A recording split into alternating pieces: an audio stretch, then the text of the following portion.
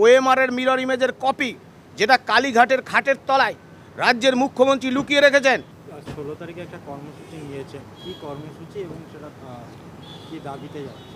দেখুন, আমরা বিধানসভা অভিযান ডেকেছি সুবোধ মল্লিক স্কোয়ারে বেলা 12টার সময় জমায়েত, 1টা থেকে মিছিল। কারণ রাজ্য সরকার জরুরি অধিবেশন ডেকে যোগ্যদের চাকরি বাঁচানোর ক্ষেত্রে কি পদক্ষেপ নেয় তার জন্য আমরা বলছি, আপনি যে মুখ্যমন্ত্রী শিক্ষা দপ্তর বেআইনি নোটিশ এবং গেজেট প্রকাশ করেছেন, অবিলম্বে প্রত্যাহার করতে হবে।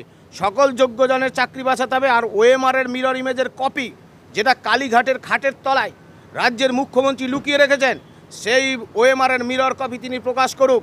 তার থেকে যোগ্য অযোগ্যের তালিকা নিয়ে তিনি সুপ্রিম কোর্টে যাক, নইলে তার নিস্তার নেই।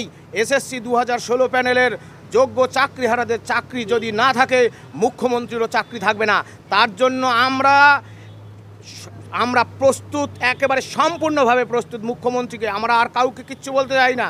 রাজ্যের মুখ্যমন্ত্রী, রাজ্য সরকার যেন এটা ভালো করে জেনে রাখে, আমরা যখন বলেছি আমরা সেটা করেই ছাড়ব। তার জন্য জীবনের যত আত্মত্যাগ করা প্রয়োজন হয় সেটা করব।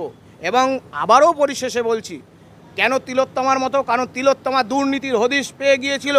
এই ওএমআরের মিরর ইমেজের কপি প্রকাশিত হলে এই রাজ্য সরকারটাই থাকবে না, এই মুখ্যমন্ত্রীর চেয়ারটাই থাকবে না।